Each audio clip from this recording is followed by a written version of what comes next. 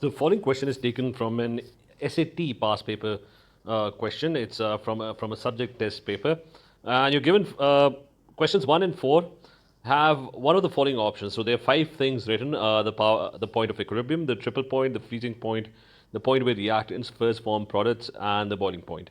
And you're being asked these five questions, which are given. Let's start with the first one.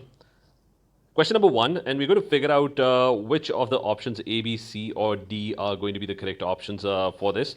So, starting with the first question, it says that a specific temperature and pressure with solid, liquid, and gas phases exist simultaneously. So, what is the answer to this? Quick pause. Why don't you join our online classes at megalecture.com? Now, the answer to that question was a triple point. A triple point is a place when you plot temperature and pressure and you plot the states of the matter, it could be solid, liquid, or gases, there would be a point at which all three states could exist simultaneously. Solids, liquids, and gases could exist simultaneously. Now, one thing that you are probably aware of is that if you increase temperature, a solid changes to a liquid and then it changes to a gas. But you're used to this temperature changes. You're used to temperature changes that if temperature is changing, then solids and liquids and gases and phase transitions happen. But one thing is that pressure also plays an important role. So here I've plotted a diagram where you can see that low pressure, the substance is in gaseous form. But if you increase pressure, which means that you're moving this piston downwards, if you increase pressure and if things go to high pressure, then the particles would be very close together or tightly packed, and it might be in solid state. They might turn into solid state because they're so close together. So that was how phase transitions happen. That if the particles are very far apart, they are in gaseous form. But if you increase pressure, then even gaseous substances might change into solid state. So pressure is also an important factor in determining the state of the substance. So increasing temperature, things usually move from solid to liquid to gas. But if you keep on increasing pressure, things usually change from gas to either liquid or to solid. So there's a vertical axis to this diagram as well, that things, if you increase pressure, the state would also change. So the two factors, one is temperature and the other thing is pressure. So there's a specific point, a combination of temperature and pressure. There's a specific point on the graph which is known as a triple point. This diagram is drawn for water. So this is the triple point of water. And at that point, the substance could exist in all three states simultaneously. So the answer to the first part is going to be triple point.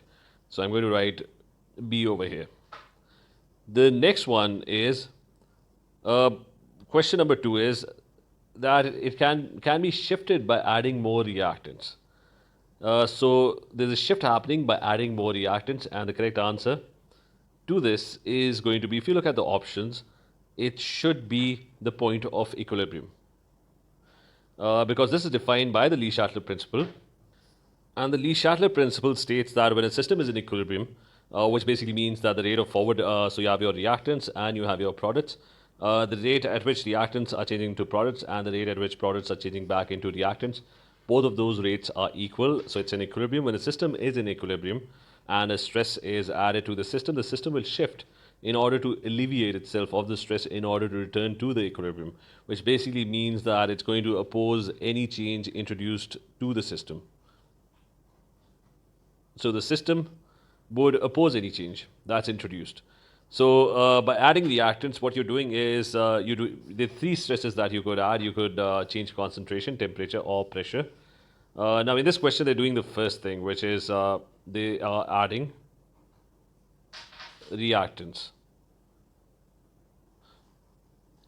And when you add reactants, you're adding a stress. The equilibrium is going to do the opposite. It's going to try to decrease the reactants, and that it can do is by favoring the forward reaction. So it's going to make more products so that they are lesser reactants. And the equilibrium position would shift to the right. So adding reactants is going to affect the equilibrium, and the equilibrium position would shift to the right side. So the answer to question can be shifted would be A.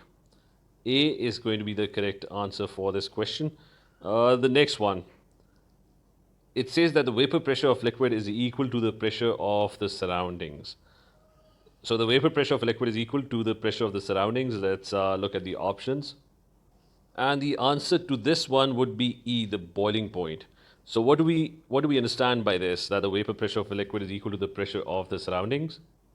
So let me quickly explain to you what vapor pressure is. For example, there's this liquid over here, and particles are changing into gaseous state. So these are the vapors that are forming on the surface. So these vapors, they're going to exert a pressure. And that pressure would be known as the vapor pressure. The particles would be bumping into each other, they would be bumping with the walls of the container and by the atmosphere. There's atmosphere over it. So these particles would be exerting a force per unit area, and that would be known as vapor pressure. And here I've drawn the atmosphere. It could be the surrounding, it could be anything. So let's say this is an open container, and the atmosphere, the gas molecules over here, they would be bumping into the particles as well, and they would be exerting an atmospheric pressure. So the vapor pressure is pointing upwards. The particles are trying to escape, and they're trying to move outside the container, whereas the atmospheric pressure is the particles of the atmosphere are bumping into these molecules, and they're forcing the molecules downwards. Now, boiling is when a phase change occurs, when the liquid changes into gas, and that is only possible if the vapor pressure exceeds the atmospheric pressure or becomes equal to the atmospheric pressure. That's when boiling would occur, and that's when particles would be able to escape. The gaseous particles would be able to escape the container. So, so at the boiling point, the vapor pressure and the surrounding pressure, they would become equal. And the particles beyond that point, the particles would start changing into gas, and these particles would be able to overcome the force or pressure that's exerted from the atmosphere, and they would be able to escape or come out of the container, and that is when phase change would be able to occur. So the answer to the third option, vapor pressure of a liquid is equal to uh, the pressure of the surrounding, that would be the boiling point. So that option is going to be E. And let's move to the last one, which is the activated complex. So what is the activated complex? So let me quickly first explain to you what the activated complex is. It's this point over here. You have your reactants, you have your initial state. Then there's a certain amount of activation energy, and that energy is needed to break old bonds. Whenever there's a reaction happening, you first have to get rid of the old bonds, and then new bonds could be formed. So you're going to break the old bonds, you're going to get into a state of activated complex, and then new bonds would be formed. And that's when energy would be released and the graph would come down. And that's your final state. So the activated complex is basically the first time when products would start forming, when the reactants would start changing into products. Because once the activated complex is formed, then the rest is relatively easy. For example, if I show you a reaction mechanism, for example, there's a halogenoalkane and an OH ion tries to react with it. The carbon over here has a partial positive charge, the Cl has a partial negative. The electrons are going to get attracted to this positive carbon atom, and the electrons in this bond are going to get repelled. So there's going to be an activated complex formed. Slowly, this bond over here, the Cl bond, would start breaking off, and the OH would slowly start bonding with the carbon atom. So this group would start getting attracted to the carbon atom, whereas this bond would start breaking off. So that's your activated complex, or known as a transition state. And in the next step, slowly the Cl is eventually going to break off. So your molecule, your product would be formed, and you're going to get, there's going to be H. The OH is going to take the place of Cl, and the Cl would eventually break off. So you have a transition state in between. So every reaction, old bonds have to be broken and then new bonds are formed. And in the middle somewhere, there's going to be a transition state, which is known as the activated complex. And that's the part where for the first time reactants are going to be changing into products. So the answer to the last part is going to be the activated complex would be D, the point where reactants first form products. So it's going to be D. So those are the answers to these questions.